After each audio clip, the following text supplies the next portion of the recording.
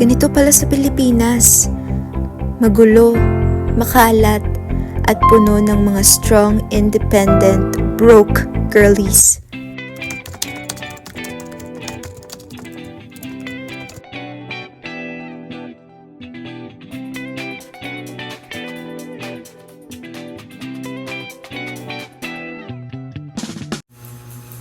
Hindi ako iiyak. This is gonna be my last night here in this apartment. I'll be moving back to my parents' house. And although malaking adjustment siya, I think it's a wise decision considering the situation I am in right now. Di ko alam kung familiar kayo dun sa feeling na parang wala kang home na matatawag dito sa mundo na to. Hindi yun sa pagdadrama ha, pero ayun, yung parang kahit saan ka pumunta, parang panandalian lang lahat. Hindi ka dapat ma-attach sa mga routines and dapat ready ka sa pabago-bago. Bata pa lang ako, ganito na yung routine ko, bagong school, bagong environment, bagong makikilala. Nasanay na ako pero hindi ibig sabihin na madali. Mahirap pero wala din naman ako magagawa. Wala naman ako masyadong hinihiling sa buhay. Ang gusto ko lang sana, Lord, last na lipat ko na to for the next like at least 3 years. Na ako. Despite ng ganitong situation, parang mas napapahalagahan ko na lang yung mga bawat moment na nabibigyan ako ng opportunity to have comfort sa bawat bahay na nililipatan ko and to always be grateful sa mga, blessings na natatanggap. March 15, 2025, quarter to 9 a.m. Ang agenda for today ay malagay lahat ng mga damit and mga gamit, personal stuff ko sa boxes and also malinis tong buong bahay. So far, tapos na ako sa kwarto. Ngayon, currently, inaayos ko na tong salas. Medyo naumpisan ko na rin yung likod, pero hindi ko pa siya natatapos. So, ilalagay na lang yung mga basura sa trash bag. Kukunin ko lang yung gamit ko sa CR. Second agenda is i-repaint itong wall. Kasi dinikitan ko siya ng parang foam na something, parang bulletin board na foam. And nung tinanggal ko siya, sumama yung paint. So, natukulap. So, kailangan natin i-repaint kasi papagalitan tayo ng may-ari. Naantay ko na lang yung stepdad ko kasi kadala-dala niya yung paint. And also, magre-rent kami ng tricycle or yung tricycle na walang bubong para makarga yung ref and yung sofa. Plus yung malalaking gamit dito sa bahay. Naaalala ko pa yung mga first memories ko dito sa bahay na to 8 months ago. That was July 2024. Sobrang relief ko nung nakalipat ako dito noon. And magbe-birthday din ako. So, a lot was going on in my life. And akala ko din na magtatagal ako dito ng more than 1 year. Pero here we are. Mahirap talagang kontrolin yung sitwasyon sa buhay natin. Lalo na yung mga unexpected. Pero God has other plans and His plans are way, way better than ours. So, we just need to trust Him during these times. And ayun nga, as someone na sanay na sa ganitong palipat-lipat ng bahay, kailangan talaga na mag-cope up ng mabilis sa mga changes. Masasabi ko na mas madami akong good memories na napundar sa bahay na to kaysa sa mga bad memories. And I will forever treasure all the moments that I had here in this house. And also with my housemate, Danica, which is my very, very good friend. Nauna na siya na mag-move out last month. Nakikita ko yung sarili ko 5 years from now when I look back at maalala ko tong bahay na to. Maalala ko yung mga masasayang sleepovers namin dito with my friends. All the songs that I made here and all the laughter that we shared, mga pagkain na dito ko naunang natutunan lutuin, at lahat ng mga magagandang bagay na natutunan ko talaga dito sa bahay na to. I will be moving back to my parents' house and to be honest, hindi ko alam kung anong mangyayari but we'll see when we get there. Bukupandan kapag yung natikman, ex-boy yung makakalimutan, forever ay makakamtan, at hindi ka na masasaktan. Bukupandan. Parang bigla ka nag-crave ng buko pandan. Gusto ko sana maligo pa dito sa banyo for the last time. Kaso 11 na, wala pa din yung tricycle na nirentahan ni Tito para humakot na itong sofa tsaka nung ref. Tapos by 2, meron pa akong pupuntahan na house blessing kina Kuya Arlie. Wala pa din si Tito, kailangan niya na i-repaint tong wall. Sana hindi ako gahulin sa oras.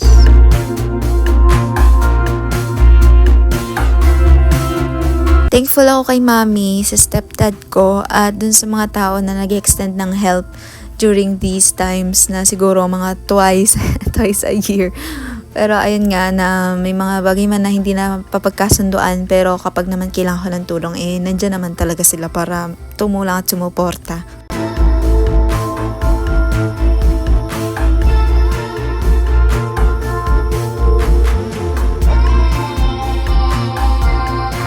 Last time na ganito ako busy paglilipat was 8 months ago. Ito na naman tayo.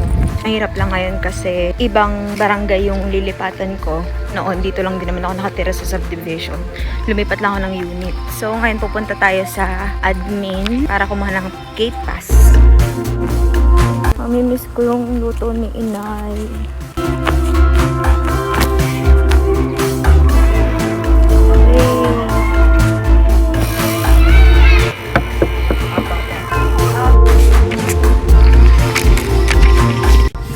Nakuha ko na yung gate pass and kailangan na lang natin na ikarga lahat yun sa tricycle.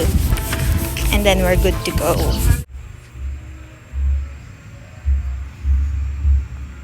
Hi kayo sa vlog. Magpa-vlogger na lang ako. Sobra akong thankful na nagkaroon ako ng opportunity to stay in this house and for this house to be my shelter for the last 8 months. This is exactly what I prayed for last April 2024 na magkaroon ako ng apartment na maayos at komportable, and this is a proof that God really listens and He answers. Hey! Happy birthday!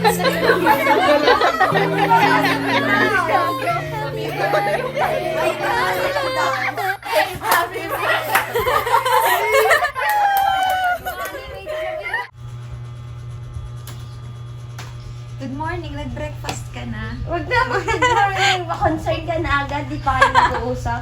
Sobrang init na tumuto na ng yelo. Kung tatanungin ako, medyo malungkot, pero more than malungkot is excited ako kung ano pa yung mga dadating. At alam ko naman na may mga kinukuha si Lord kasi may mga ibibigay siyang mas better. And yun na lang talaga yung hinuhold on ko sa ngayon.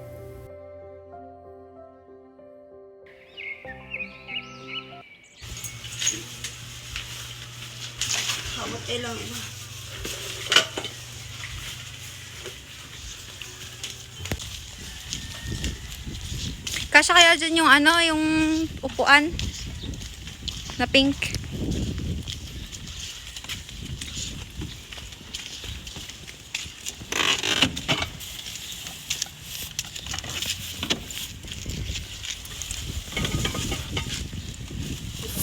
Bumili muna kami ng snacks ni Mami kasi nagugutom na daw siya.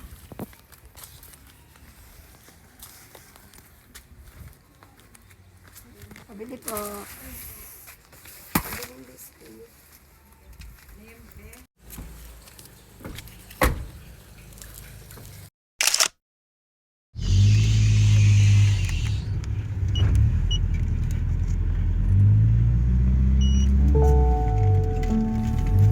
Alam ko dadating din yung araw na magkakaroon ako ng sarili kong bahay.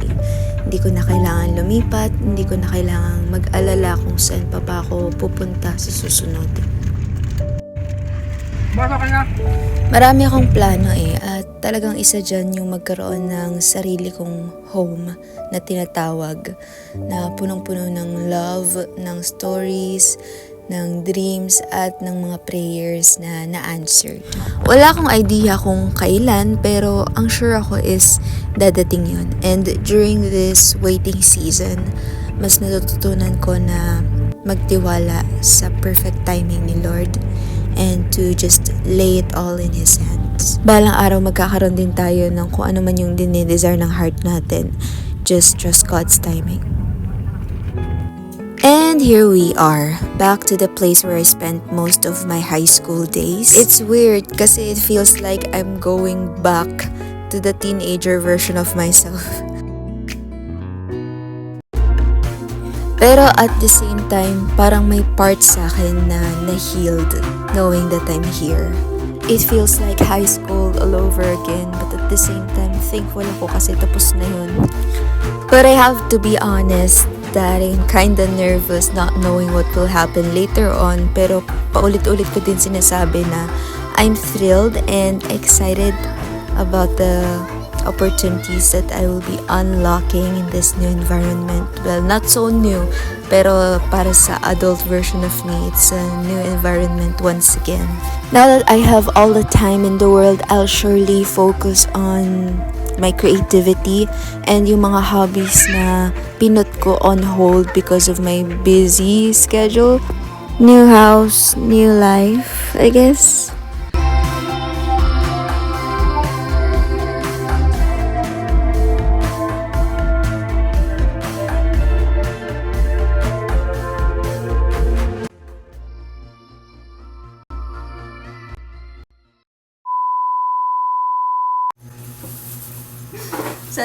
Sana samahan mo ako sa susunod na chapter ng buhay ko, and I'm just so excited sa mga susunod na mangyayari. It's just me taking that step of trusting God in this certain area of my life. Kasi talagang kung magiging honest ako sa'yo, magiging honest talaga ako sa'yo. Hindi ko alam kung anong susunod na mga mangyayari sa buhay ko. Like, marami akong nilatag na plano, pero nandun yung 100% uncertainty ko sa mga bagay. I am currently unemployed. I don't have any backup plan. Wala akong emergency fund. But I have trust in God. I will forever treasure all the memories that I created inside this house. Dahil naging part din to ng early 20s ko, yung 8 months na malagi ako sa bahay nito. Siyempre kasama si Danica, yung housemate ko, na noon siya nag-move out last month. I'm just so excited. Sana samahan mo ako. Marami pong mangyayari. This is just the beginning of things to get better.